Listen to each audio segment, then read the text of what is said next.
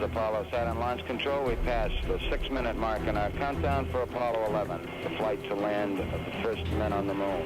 The swing arm now coming back as our countdown continues. Firing command coming in now. We're on an automatic sequence as the master computer supervises hundreds of events occurring over these last few minutes. T-minus 15 seconds. Guidance is internal. 12, 11, 10, 9. Ignition sequence start. 6.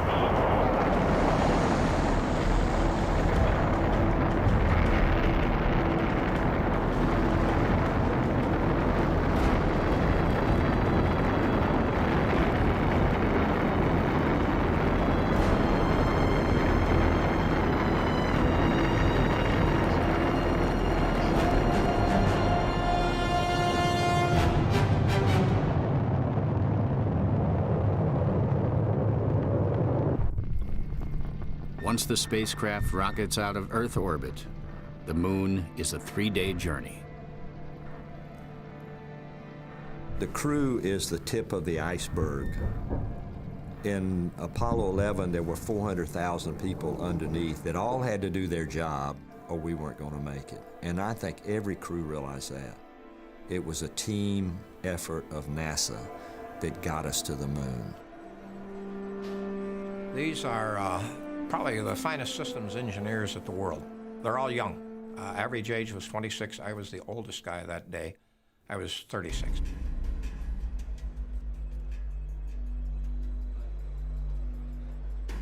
Okay, guys, it's now time to get down to business. We're about ready to land a man on the moon. And I start talking to him because I feel compelled to talk. I was probably the most emotional of the flight directors. From the day of our birth, we were meant for this time and place. And today, we will land an American on the moon. Whatever happens here today, I will stand behind every decision you will make. We came into this room as a team, and we will leave as a team.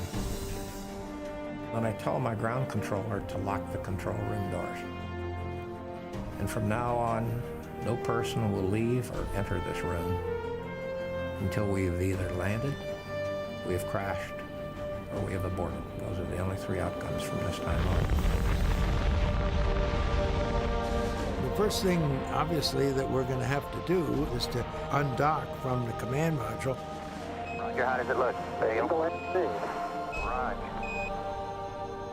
And then we rotated around so that Mike could sort of make a quick check of our landing gear. Listen, babe, everything's going just swimmingly. Beautiful. Then the first thing we need to do is establish communication with the Earth. Houston Eagle, how do you read? Bye-bye, Eagle. We're standing by for your burn report, over. Roger, the burn was on time. Tempo in the room picks up right as we acquire spacecraft telemetry, and we immediately got problems. X and Z notes. We got communications problems you cannot believe.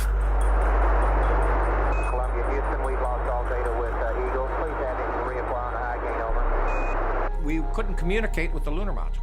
Mike Collins could, because he could see him. He could point his antennas at him and talk to him. So what we would do is we would say, Mike, have the crew select a different antenna. We've lost him. Tell him to go ask Omni, over. Take Omni Bravo or Omni Delta.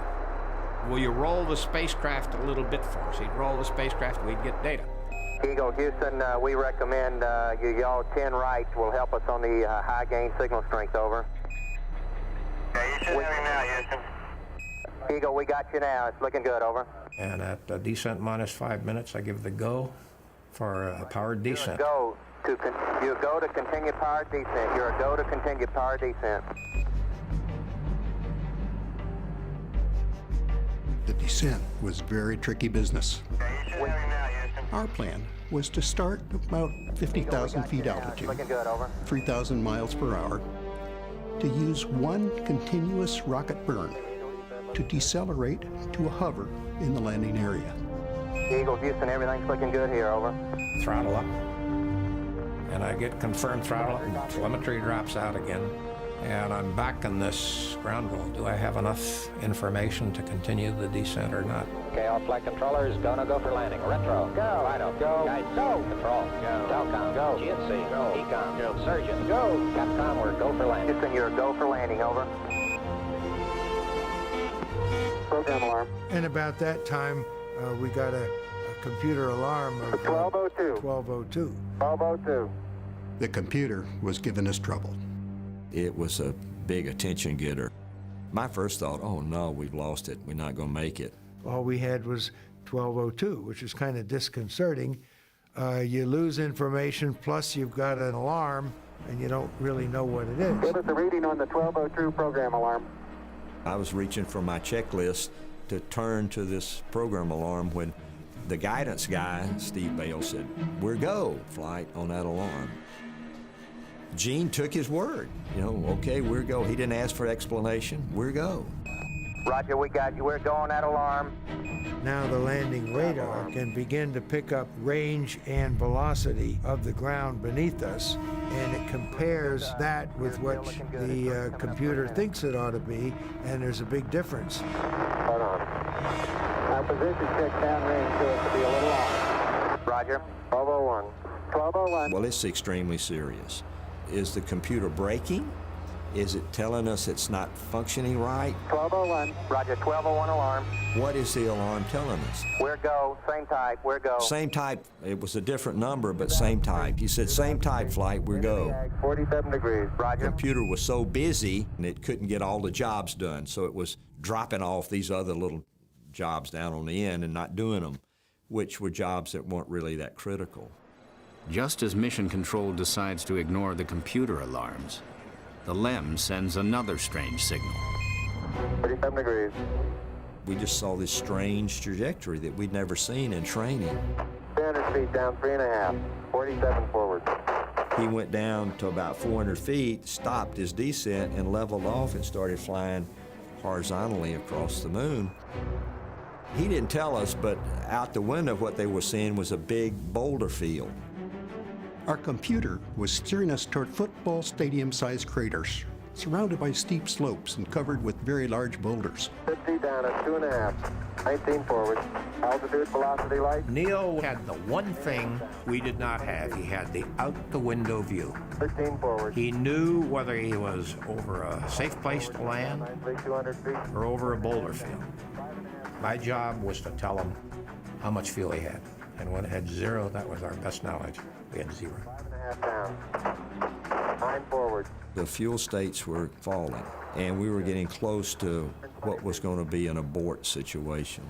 100 feet, 3.5 down. 9 forward. When we got to about 100 feet, the low-level light came on, and Charlie Duke gave us a call of 60 seconds. Simple call, Eagle, 60 seconds. 60 seconds.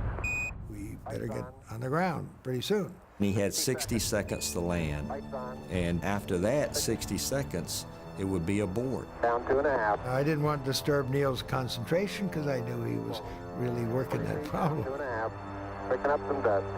And now Ig Crew is kicking up some dust, so we know they're darn close to the surface, but they were scooting pretty fast across it last time we heard.